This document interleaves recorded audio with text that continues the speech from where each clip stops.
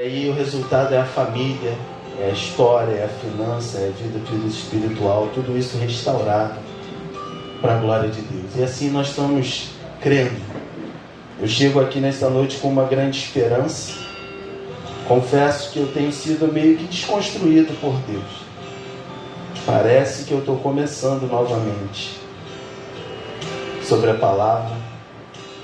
Isso tem me feito bem, mas tem ferido meu coração também. Eu estou sendo empurrado para águas profundas e eu espero que você nesses dias também. É Deus falando assim, dá para você dar mais para mim.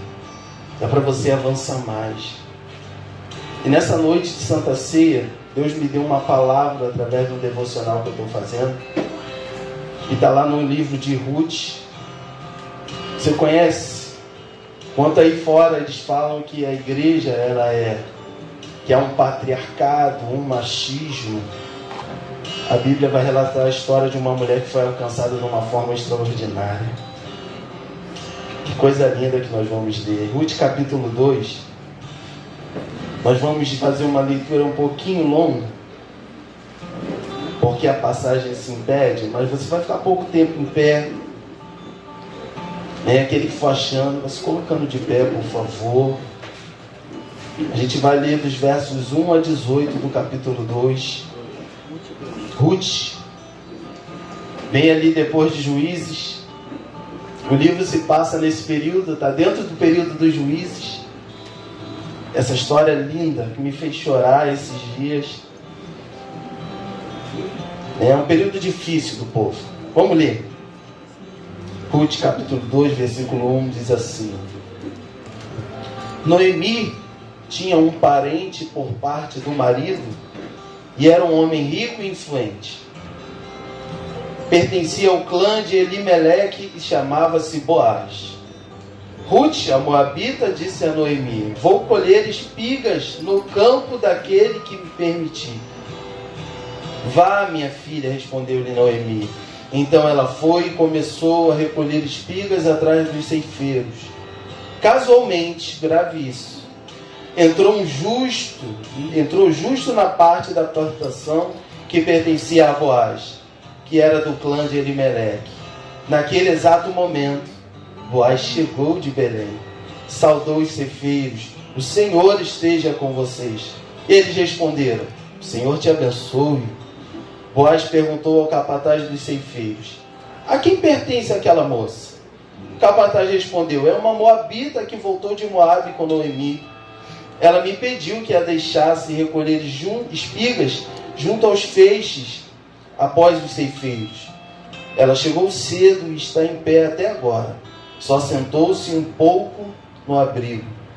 8. Disse então Boaz a Ruth: ouça bem, minha filha. Não vá colher em outra lavoura, nem se afaste daqui. Fique comigo com as minhas servas. Preste atenção, onde os homens estão ceifando, e vá atrás das moças que vão colher. Darei ordem aos rapazes, para que não toquem em você. Quando você tiver sede, beba da água dos potes que os rapazes encheram. Ela inclinou-se e, prostrada com o rosto em terra, exclamou: porque achei favor aos seus olhos, pondo o Senhor a se importar comigo, uma estrangeira?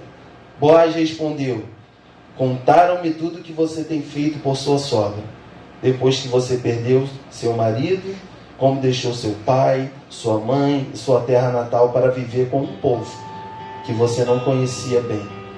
O Senhor lhe retribua o que você tem feito, que seja ricamente recompensada pelo Senhor, o Deus de Israel, sob cujas asas você veio buscar juízo. 13. E disse ela: continue eu a ser bem acolhida, meu Senhor. O Senhor me deu ânimo e encorajou sua serva, e eu nem sequer sou uma das suas servas. Na hora da refeição, Boaz lhe disse: vem cá, pega um pedaço de pão e molhe no vinagre, ou no vinho, algumas versões. Quando ela se sentou junto aos ceifeiros, Boaz lhe ofereceu grãos tostados, ela comeu até ficar satisfeita, e ainda sobrou. Quando ela se levantou para recolher espigas, Boaz deu ordem a seus servos: mesmo que a recolha entre os feixes, não a repreendam, Ao contrário, quando estiverem colhendo, tirem para ela algumas espigas dos feixes e as deixem cair para que ela recolha e não a impeça. Assim colheu na lavoura até o entardecer. Depois debulhou o que tinha juntado, quase uma arroba de cevada. Carregou-a para o povoado e a sua sogra viu, quando Ruth havia recolhido e quando ela ofereceu o que havia sobrado da refeição. Até aqui, Pai, no nome de Jesus. Espírito Santo, que coisa linda está escrita aqui. Ah, Senhor, que me dera teu Espírito me dá a condição de transmitir da maneira como o Senhor encheu a minha alma com essa palavra. Como o Senhor me encheu falando para mim, meu filho, você está no lugar certo. O Senhor me ajuda a transmitir dessa forma, Senhor, fazendo entender, Senhor, que as nossas escolhas vão ditar muita coisa da nossa vida. É tempo de decisão e o machado está posto nas nossas raízes. Toma a nossa vida nas tuas mãos, Pai. Que a tua graça abundante na vida de Ruth e Noemi seja sobre o teu povo que aqui está nessa noite. Assim eu oro em nome de Jesus. Podeis sentar, meu querido, na glória de Deus. E vamos lá. O tema da nossa mensagem hoje é redenção nos campos do Senhor. E essa palavrinha, ela tem a ver com um resgate. Talvez ela fuja para o nosso português, para o nosso entendimento hoje, porque a raiz tem a ver com aquele que era escravo e pertencia a outro. E sendo pertencido a outra pessoa, no tempo antigo, ele só poderia ser trago de volta à liberdade se alguém pagasse o preço. Então, redenção quer dizer isso, um preço de resgate. Eu vim falar para você nessa noite que isso acontece nos campos do Senhor. E a gente vai usar como história a vida dessas duas mulheres. Mas sabe, meus irmãos, antes de entrar na palavra, aí diz ainda de introdução, eu queria falar muito aqui nesse momento sobre escolhas. Porque eu entrei no capítulo 2, mas a história não começa no capítulo 2.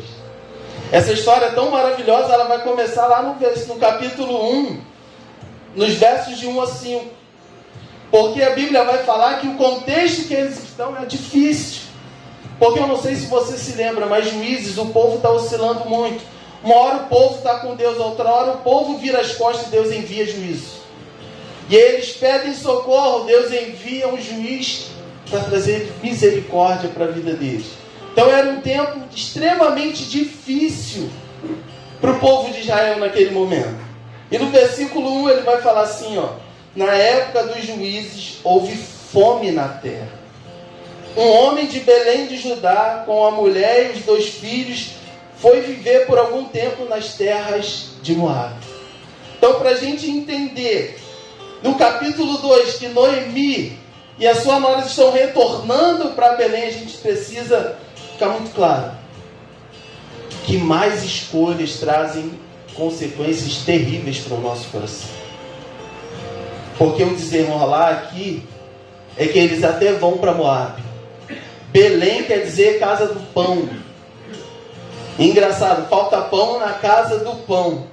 Uma fome terrível faz o chefe de família mover tudo que ele tem para a terra de Moabe, para um povo estranho, idólatra e que não fazia parte da aliança. Sabe, é nível para temor. Sabe o que eu entendi nesses dias? O que é temor, meus irmãos? O pastor falou no Salmo que o temor do Senhor é o princípio da sabedoria, Salmo 111. Minha pastora, isso trouxe um frio no meu coração, na minha alma. Temor é o teu entendimento de que Deus está presente em pessoa perto de você. Então o que o Salmo está falando, por que o temor ao Senhor é o princípio? Porque você entender que aonde você anda, Ele está contigo, você nunca vai cair no erro da falta de sabedoria. Então é terrível, se você está no mercado fazendo compra, tenha certeza, No temor do Senhor, Ele está contigo no mercado.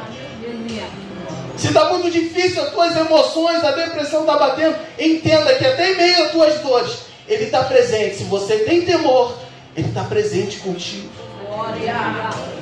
Então, por uma falta de temor, a gente vai entender o capítulo 2.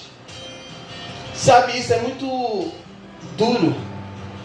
Quando o homem, chefe da casa, ou quando os dois que estão trabalhando dentro de uma casa erram, pode ter certeza que a consequência se arrebenta sobre todos da sua prole. E foi o que aconteceu com Elimeleque. O fato dele ter decidido sair de um campo da casa do pão e ir para um outro campo trouxe consequências desastrosas. Aplicando para a gente já nesta noite, meu irmão, fica onde você está.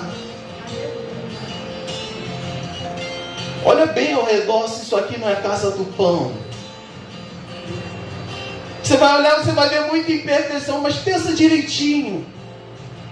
Se aqui nesse lugar você não tem alimentado a sua alma.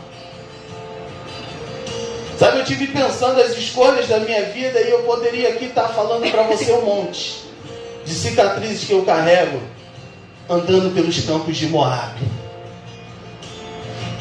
Quando a gente decide largar o campo do Senhor para partir para uma outra região, pode ter certeza, não estou lançando palavra de maldição, nós vamos sofrer. Então, para que a gente entenda, por que elas estão voltando? As duas vão passar pelo que elas vão passar no capítulo 2, eu preciso te falar. Que eles saem, morre o marido. Os filhos se casam com moabitas, Orfa e Ruth. Malom e Quilião também morrem pelo meio do caminho. Olha o peso da escolha de Elimeleque. E olha o peso com as escolhas que você tem que lidar. Porque é contigo, meu irmão. Diante da gente está a bênção e a maldição. Está comigo e está com você.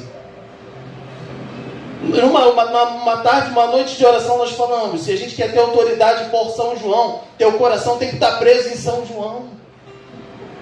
Tirou o coração daqui, Deus não vai dar autoridade sobre a tua vida para a gente alcançar nada.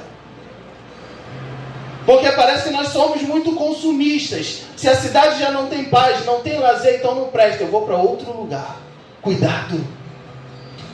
Não arreda o campo do Senhor. Não arreda. Está difícil, tem guerra, mas é a casa do pão. Glória. É a casa do pão, meu irmão. Glória. E se não tem encontrado o pão, está no campo de Moabe, vem para esse lugar. Sabe, eu estava passando ali, meu pastor, e vi uma procissão não, um comboio de motociclista. E eu vi 10 motos empinando e as namoradas atrás garradas. Eu falei, Jesus, como é que confia a tal ponto no namorado dele empinar numa moto em alta velocidade? Falei, Senhor, o que está acontecendo? Que falsa confiança é essa? E eles entendem que é no campo de Moabe que eles vão encontrar misericórdia. Mentira. Ei, você jovem, homem e mulher, de misericórdia, de verdade, só na casa do pão. Aleluia. Moabe tu não vai encontrar, não. Faço valer com você. Sai. Mete o pé para os campos de Moabe para você ver. E eles acham que é no bonde que eles encontram acalento e misericórdia. Mentira. Misericórdia tem na casa do Senhor. Então Elimeleque toma uma terrível decisão. E aí acontece essa tragédia. Mas no versículo 16 e 17, Noemi vai falar assim, vai embora, eu já não tenho como mais ter filhos. E Ruth vai falar assim, não insta comigo que te deixe, e que não mais te acompanhe, aonde fores irei, aonde ficares ficarei, o teu povo será o meu povo, e o teu Deus será o meu Deus, onde morreres, morrerei, e ali serei sepultada, que o Senhor me castigue com todo rigor, se outra coisa que não a morte me separar de ti. Até aqui, tem misericórdia por mim. Porque quem decidiu sair foram eles. E sabe, Lívia, uma coisa linda que eu percebi, é somente nos campos do Senhor que Ele vai prover relacionamentos duradouros e sinceros. Eu sei que tem almas aqui carentes de boas relações, de uma amizade verdadeira. Sabe, aquela que tu vai pro resto da vida junto. E é só no campo do Senhor que a gente vai conseguir isso. Marido, os 2 filhos morreram. Mas em Moabe, Deus proveu através de Ruth. E a gente vai ver na história, que coisa linda. Que preciosidade. Sabe, não foi na Via Show, não foi no Pavunense, não foi brigando, não foi me esfregando por aí que Deus proveu as maiores coisas para a minha vida. Sabe, eu não posso encher a mão de amigos, mas os que eu tenho, foi no campo, foi na casa de pão que eu consegui. Eu tenho o maior orgulho disso. Se tem uma coisa que eu carrego, Elias, e vou carregar para sempre, foi no Senhor o único lugar que eu experimentei de verdade o que é amizade. Lá fora, conversa fiada. Aqui eu experimentei e experimento o desfruto das melhores amizades. E Deus proveu isso mesmo para que a gente entenda. Vem juízo, mas vem também graça. Lá em Moabe, Deus está levantando Ruth para a vida de Noemi. E entrando no texto, meus irmãos, vai dizer que Noemi tinha um parente da parte do marido, e ele era um homem rico e chamava-se Boaz. E no versículo 2, ela vai fazer uma coisa que só os pobres poderiam fazer, e as viúvas e os estrangeiros. Eles precisam comer porque voltam do campo de Moabe totalmente quebrados. Estão quebrados. Ela está voltando viúva, perdeu os 2 filhos. Uma nora decidiu voltar para os seus parentes. E elas voltam para Belém praticamente sem nada. E no versículo 2, Ruth decide e fala: eu vou recolher espigas no campo daquele que me permitir. Então, do 1 ao 7, a gente vai ver que os pobres e os estrangeiros tinham direito de recolher da parte de Deus. Sabe que pensamento lindo é isso? É como se você tivesse hoje uma plantação. Olha que coração. Sabe por que a gente tem tanta pobreza e desigualdade no nosso meio? Porque não se atentam para a palavra de Deus. Sabe o que ele fazia? Olha o coração do nosso Deus. Você tem uma plantação de cevada. As extremidades, que são os campos, não colhiam-se. Deixavam para os pobres e para as viúvas e para os estrangeiros. Eles vinham catando. E por meio do seu catar, o que ficava no chão, Levítico 19 fala assim, ó: deixam de estar, porque o mais necessitado vinha atrás e recolhia. Mas sabe onde tem esse sistema lindo? Belém, nos campos do Senhor. Aleluia. Sabe que é lindo ver Mateus 5 a 8? É ver a ética do reino de Deus e totalmente diferente do que a gente vê aí fora. Aí fora a gente vê a lei do mais forte. Tem que ser brabo para sobreviver, senão dão na tua cara, te passam por cima de você. Mas no reino não.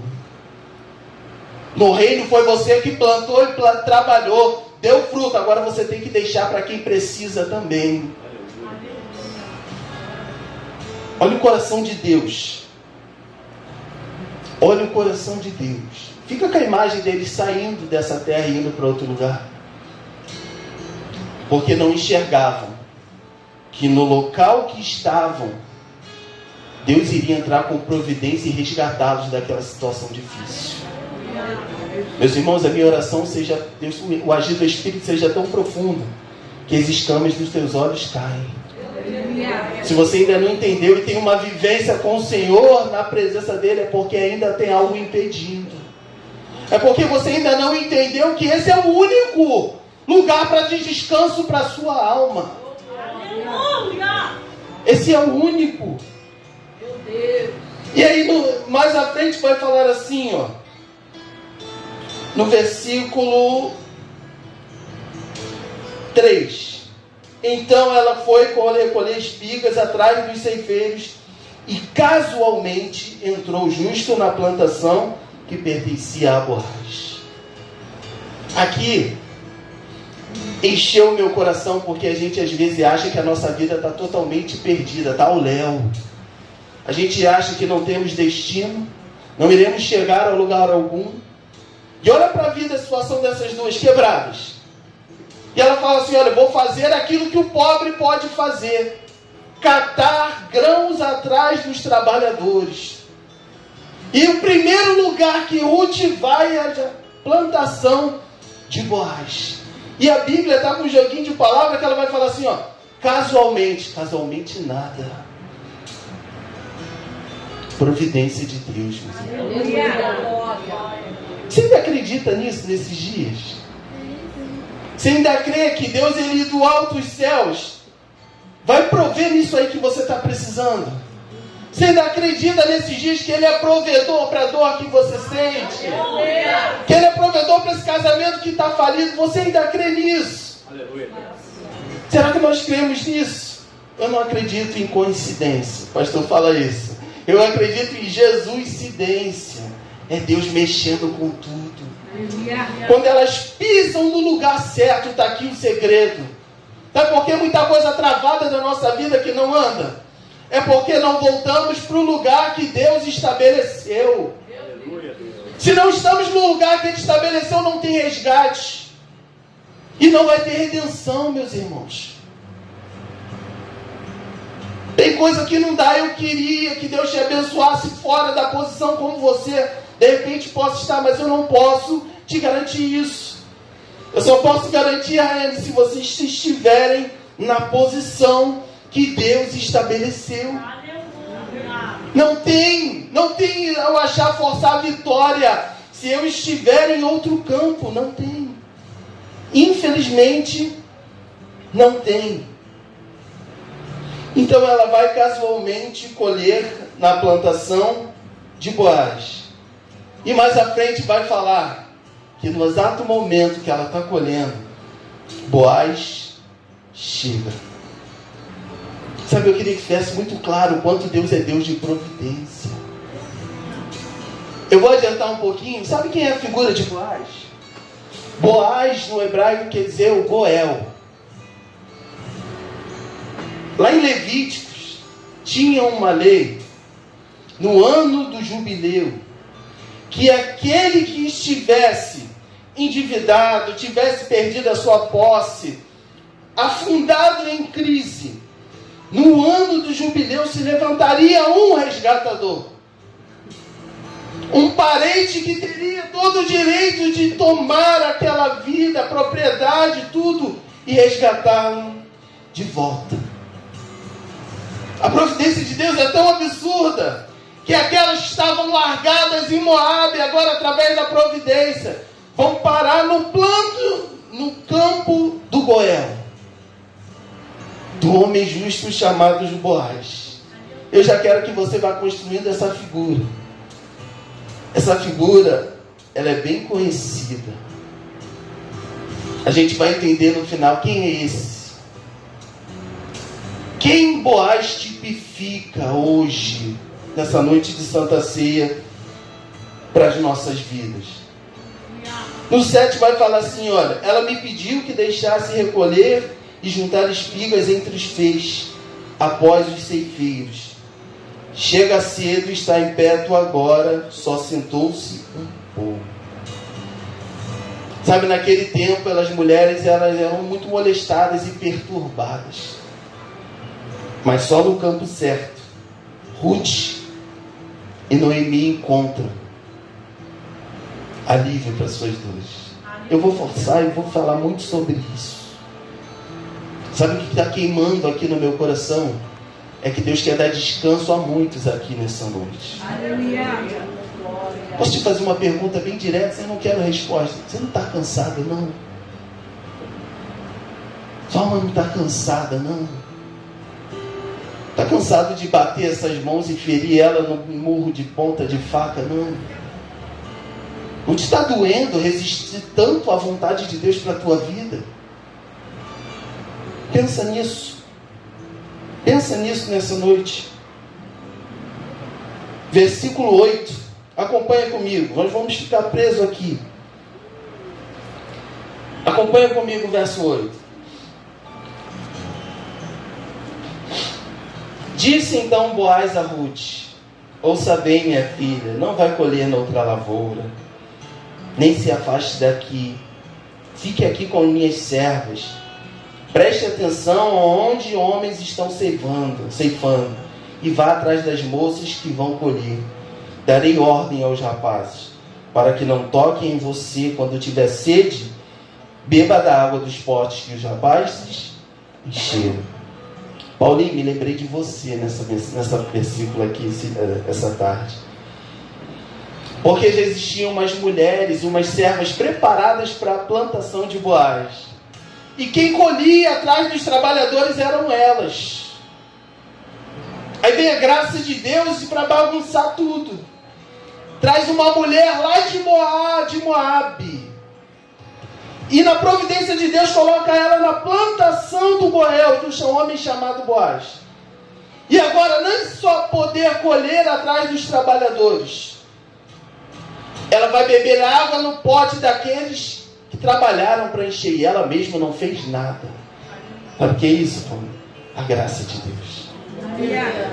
Sabe o que veio ao meu coração, Senhor? As servas têm direito de reclamar. Como é isso?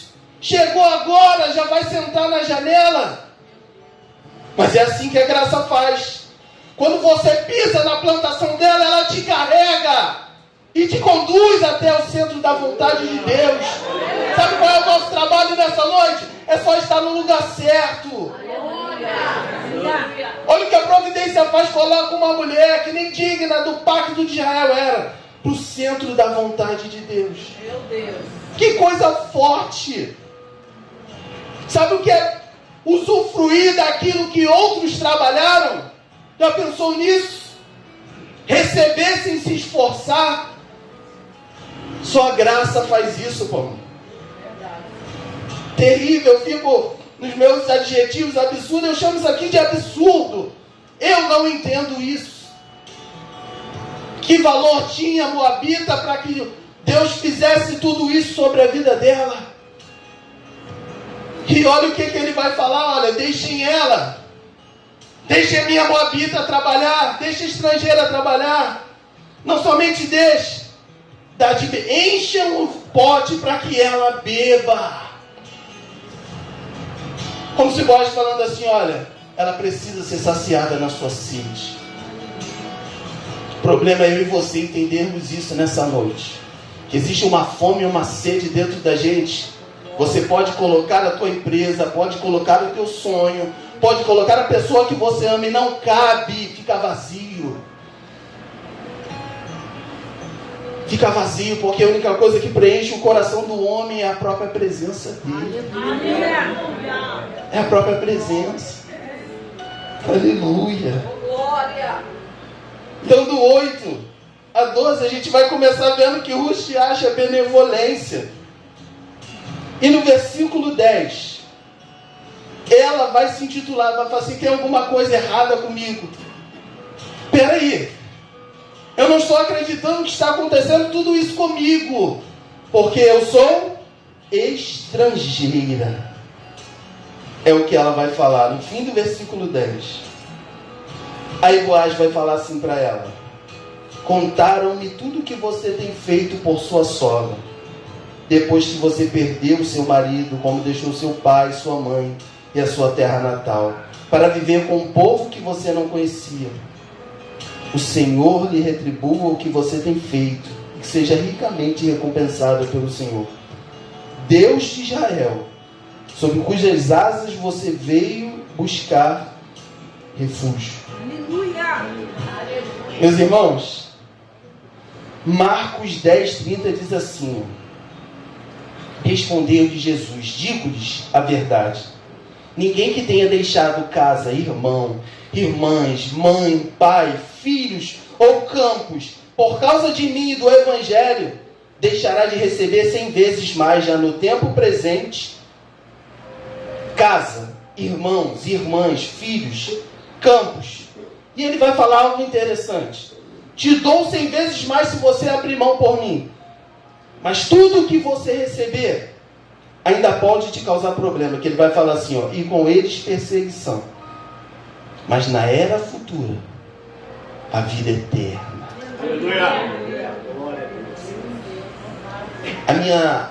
A minha questão hoje é se você tem feito conta. Começa a fazer conta aí do que vale a pena abrir mão. Sabe, nós vamos se assentar à mesa do Senhor. É um local de abundante misericórdia e graça. Sabe, você que é contido, você que é controlado, você que planeja, você que está sonhando em chegar a algum lugar, eu quero te convidar nesse momento a fazer uma continha, 2 mais 2. E no final da conta, parar e pensar assim, o que vale a pena deixar? O que Deus já me mandou deixar e eu estou retendo? O que Ele já me mandou abandonar e eu não consigo? Porque no fim a gente está falando assim, eu só vou ser feliz se eu tiver de posse disso. É como se a gente tivesse assim, Senhor, eu não vou te entregar porque eu não vou ser feliz se eu te entregar isso. A minha felicidade é só se as coisas estiverem da maneira como estão. Se o Senhor mexer no meu castelo, eu não vou ser feliz. É bem isso que a gente tem falado para o Senhor nesses dias. Quando a gente está teimando em entregar aquilo que Deus já mandou. Meus irmãos, o tema da mensagem é redenção nos campos do Senhor. E cadê essa redenção? Ela está chegando. Acompanha comigo aí no texto no verso 14, por favor.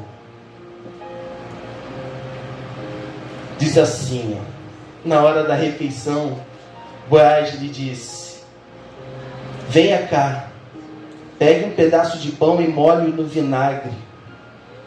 Quando ela se sentou junto aos ceifeiros, Boaz lhe ofereceu grãos tostados. Ela comeu até ficar satisfeita e ainda sobrou. Mas aí ela vai fazer algo lindo. Ela se levanta para recolher espigas. E Boaz deu essas ordens aos seus servos: mesmo que ela recolha entre os feixes, não a repreenda. Ao contrário, quando estiverem colhendo, tira algumas espigas, vai jogando no chão as espigas para ela e deixem cair, para que ela recolha e não a impeça. Antes dela colher, ela está numa mesa. A moabita, a desacreditada, a mentirosa, a caloteira, a que se prostituía, a que vivia aí como um boneco na mão de Satanás no mundo. Agora ela achou benevolência nos campos de Boaz. E agora ele a chama para a mesa. Engraçado que essa cena me lembrou uma cena com um traidor. Que Jesus vai falar assim, eu quero saber mesmo quem é um traidor? É aquele que mete a mão no bocado junto comigo. E agora ela está na mesa de Boaz, molhando o pão dela no vinagre. Aqui, ele tira ela de estrangeira e coloca ela como se fosse da própria família. Eu fico pensando, que absurdo é esse? Você tem fé para acreditar que ele pode fazer isso com a tua história hoje? Tem mesmo? Tem mesmo? Teu coração queima ainda por essa providência de fazer uma revolta em nossas vidas. E do nada ele nos pegar e nos colocar e nos fazer nos assentar como príncipes na sua mesa. Sabe, eu em casa eu falei, Senhor, que coisa linda. Estava fadada a morrer com a sua sogra lá, largada em Moabe. Agora está comendo pão, grãos tostados. E sabe, aqui acontece uma coisa linda, porque ela poderia pegar aquilo ali, já estou com a minha barriguinha cheia, vou para casa, Marcão. Mas não. Ela se levanta, pega o que sobrou e continua trabalhando. e vai chegar em casa com uma arroba de colheita. Naquela noite, naquele dia, Noemi chega com mais ou menos 14 quilos de cevada. Sabe quando o maná cai no deserto? Eles precisavam pegar um pote, e aquilo ali era a 10ª parte de uma arroba.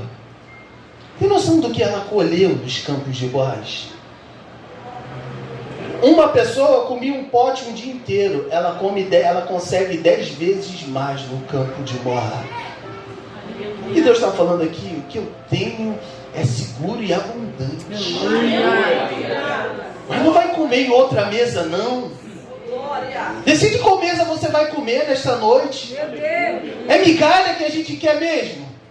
Estou aqui pregando teologia da prosperidade, não, mas é migalha. É isso mesmo. Você está tão seguro dos seus planos para o futuro. É migalha mesmo. Porque eu vejo uma mulher que confiou na providência e está comendo na mesa pão. Muda, meu irmão. Muda essa mentalidade. Eu estou apelando nessa noite para a tua consciência. Chega de migalhas.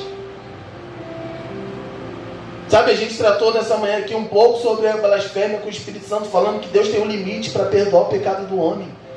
Vamos testar até quando?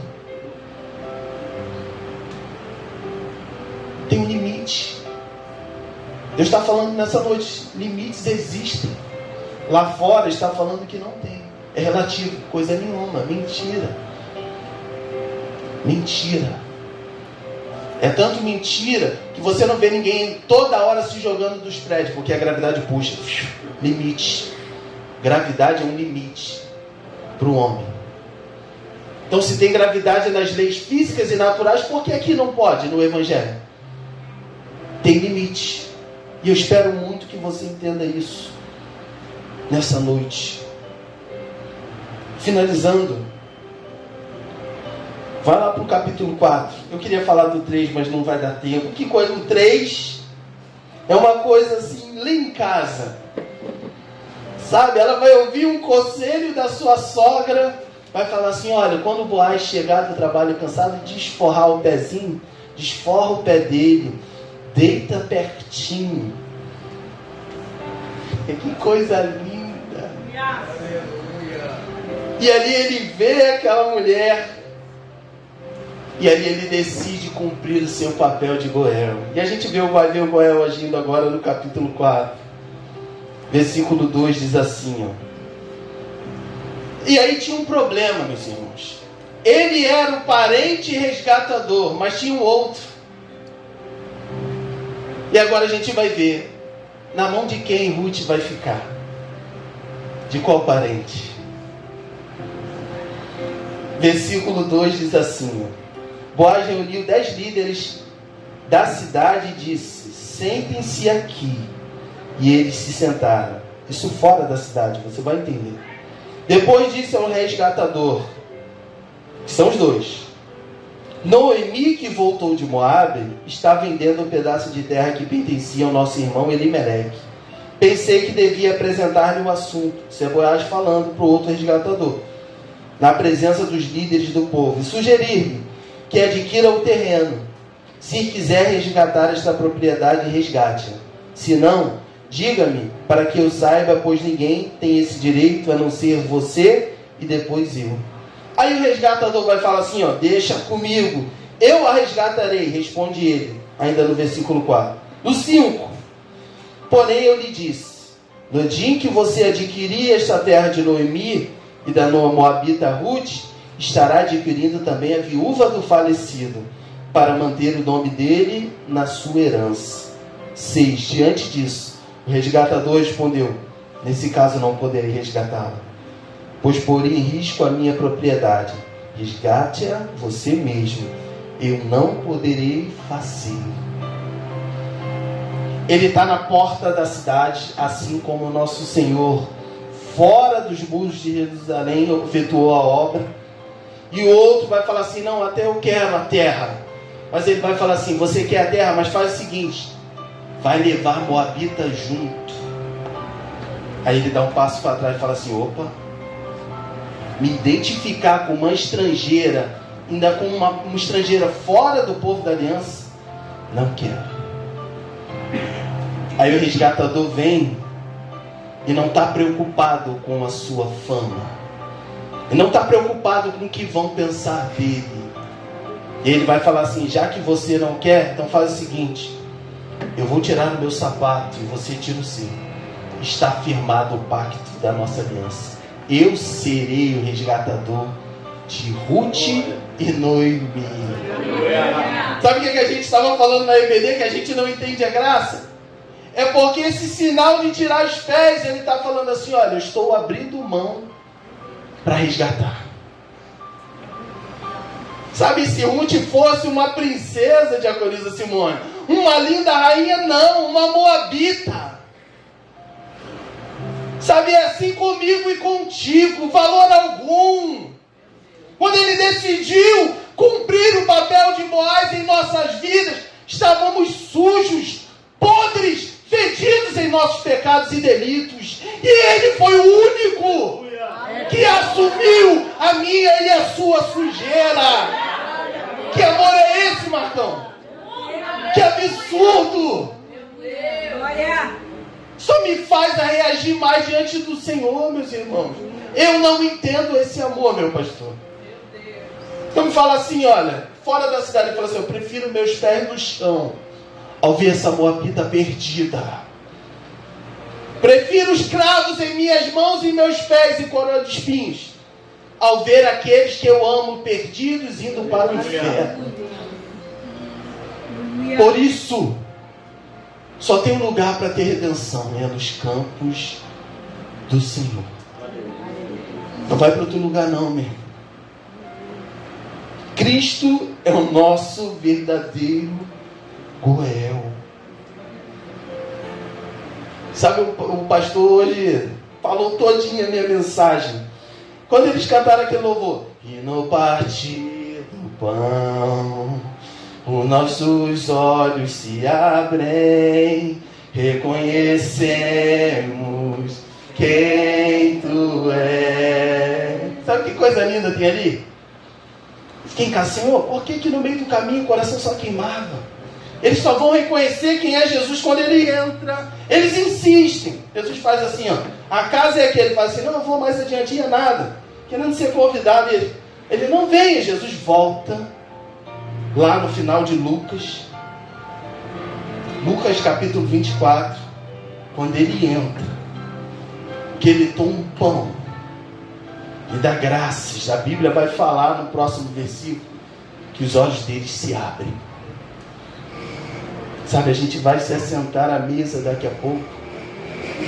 Só existe um movimento que é capaz de nos fazer cair as escamas dos olhos. É quando ele parte o seu corpo. Aleluia. Quando ele parte o pão, eles enxergam. Aleluia. Você consegue entender a graça? Qual é a nossa visão? Reter, guardar, fugir. Ele não. Ele desce e se quebra, porque era a única maneira de eu e você entender a verdade. Agora, você pode sair daqui no escuro, como pode sair daqui enxergando nessa noite. Vai depender de você. Quem enxergar e viver em novidade de vida, aceita que ele se quebrou por você. Foi por você. E não vai ter melhor lugar para você reconhecer isso do que na mesa dele. A gente vai se sentar à mesa. E talvez a única coisa que a gente tem para falar, dinheiro para pagar a gente não pode. Lucas, a gente não pode pagar o que ele fez. Sabe, a gente não pode santificar a tal ponto e achar que vai pagar, a gente não vai pagar. Mas tem uma atitude que ele alegra muito o coração dele. É reconhecer e viver a obra que ele cumpriu na cruz do Calvário. Irmão, prepara o teu coração para isso. Para reconhecer como nunca outrora você reconheceu. Para sair daqui quebrado e sair, entrou quebrado, entrar quebrado e sair inteiro.